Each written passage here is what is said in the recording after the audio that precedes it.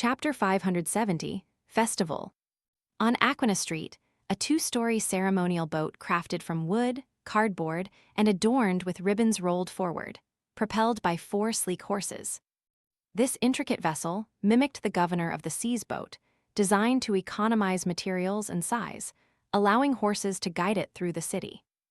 8 men and 8 women, dressed vibrantly, stood on both upper and lower levels of the flower boat. They sang and danced, their joy infecting the spectators on both sides of the street. Port Santa's premier folk orchestra surrounded the ceremonial boat, playing rhythmic drum beats and a variety of instruments such as clarinets, oboes, flutes, and strings. The onlookers on the roadside were in high spirits, alternating between singing and following the ceremonial boat, hoping to catch a refreshing spray from the water droplets scattered by the 16 men and women.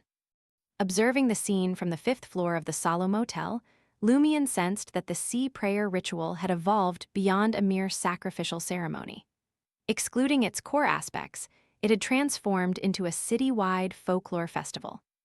Despite many residents of Port Santa being devout followers of the Earth Mother and not attributing spiritual significance to the sea, they embraced the festivities, dancing and celebrating on this special day. As the flower boat concluded its tour of Aquina Street, Lumion turned to Lugano and remarked, "Take good care of Ludwig today. No matter which celebration you attend, ensure he's with you." "Yes, boss," Lugano replied. Influenced by the cheerful atmosphere of the sea prayer ritual, his emotions lifted. Without wasting any time, Lumion snatched his golden straw hat, exited the suite, and descended the stairs. In the lobby, his gaze fell upon Ada Guillaume, the Salo Motel owner, doling out cash to the lady at the front desk, and the 2 attendants, 2 risat each. "Is this a holiday bonus?" Lumion inquired in Antisian. Ada Sr. chuckled and replied, "No bonus, just their compensation. They're on duty at the motel today, keeping an eye on the place.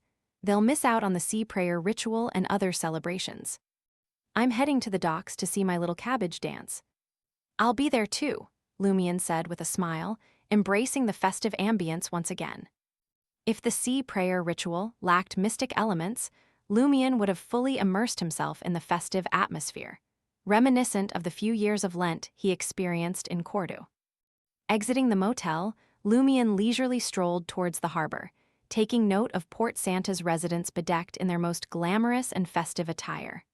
At a glance, the streets appeared to be awash with a sea of colors. His attire, a white shirt, black vest, and dark pants, made him stand out like a foreigner amidst the lively crowd. Lumion adorned the golden straw hat, injecting a splash of color into his appearance.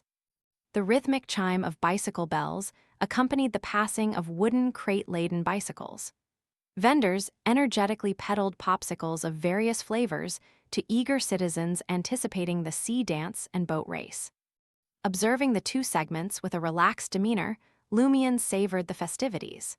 He patiently waited until the 2-story festival boat, carrying the governor of the sea and the maidens of the sea, embarked on its journey to Milo village before departing the port.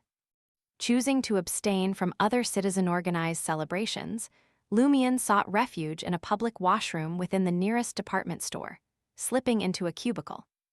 Triggering the black mark on his right shoulder, Lumion materialized in a concealed corner of Milo village.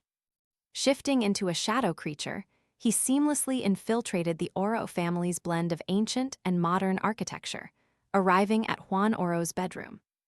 The president of the Fisheries Guild awaited Lumion's arrival, and upon seeing the figure of the adventurer, Louis Barry, emerge from the darkness, Juan Oro, with deep wrinkles, gestured towards the unconscious Milo villagers on the floor. "These are 2 of the 4 deputy hosts for the vigil and the sea sacrificial ritual. Choose one to assume his form." This condition was pivotal for Lumion's collaboration with Juan Oro. He sought continuous participation in the core sections of the sea prayer ritual.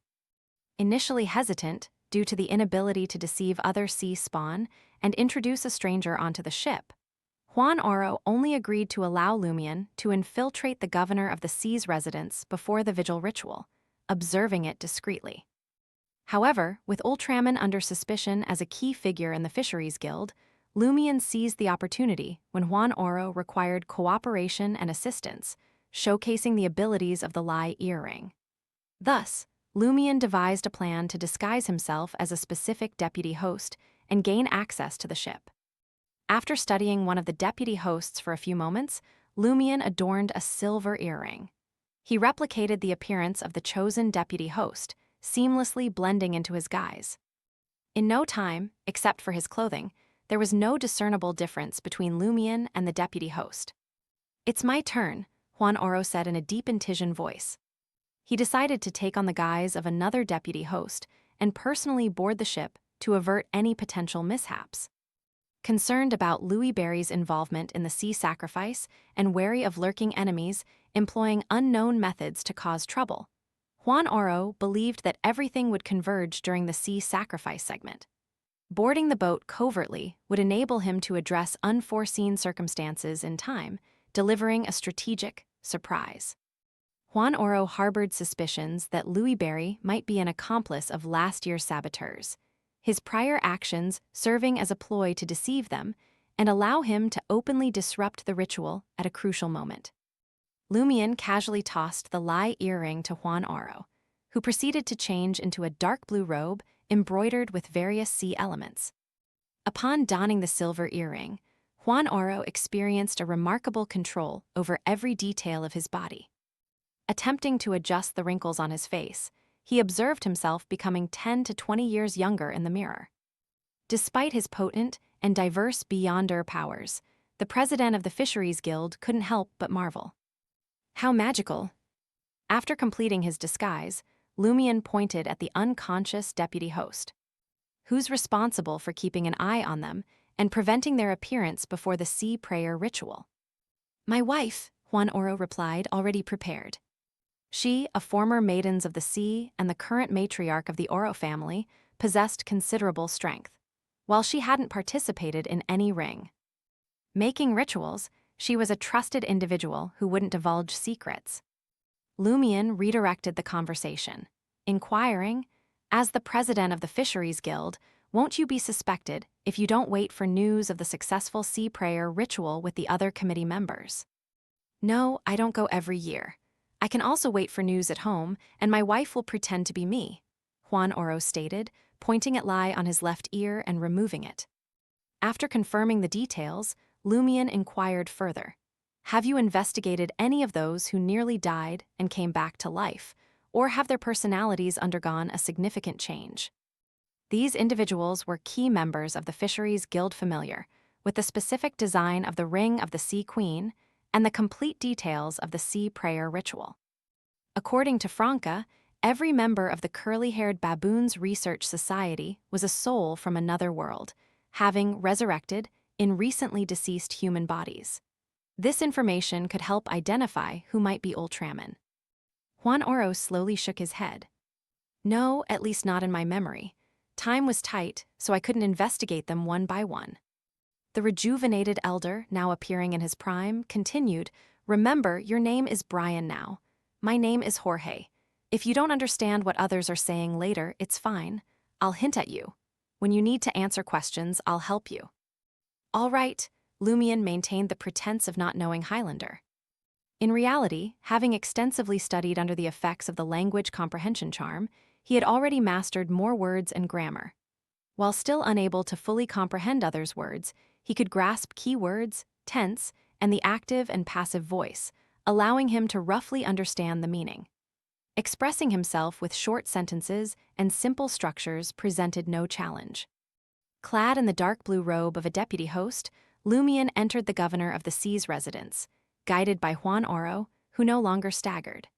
Passing through a hall adorned with sea creature statues, they reached the room where the governor of the sea maintained his vigil. The current governor of the sea, Simon of the Gairo family, was from a branch with a thin bloodline, unqualified to reside in the ancestral house. At that moment, Simon sat cross-legged on the cold floor, suppressing his excitement. With half-closed eyes, he felt the moist air enveloping him. Although Lumion refrained from activating his spirit vision, he sensed various sea spawn bustling in the shadows, the void, and the statues. Juan Oro led Lumion out of the room, guiding him to the most secluded part of the building. Opening the wooden door to the servants' quarters, Juan Oro addressed the fake governor of the sea, Miguel, lying on the bed. Once the sea prayer ritual succeeds, you can leave, but you must depart Port Santa with the wealth you've amassed over the past year. Miguel sat up excitedly. All right, all right. Though their conversation occurred in Highlander, Lumian grasped the essence. After this exchange, Juan Oro translated the conversation for Lumian, emphasizing, "You can verify if I'm lying based on Miguel's expression." Lumian silently pondered, thinking, so what if you're not lying? What you said might not be done. He then returned to the hall, assuming a cross-legged position opposite the other two deputy hosts. As time passed, midnight arrived, marking the completion of the Ring of the Sea Queen. One of the deputy hosts retrieved it and guided it to the basement in the dim moonlight. The moment had come to pay homage to their ancestors. Lumian observed the scene in silence and suddenly had a thought.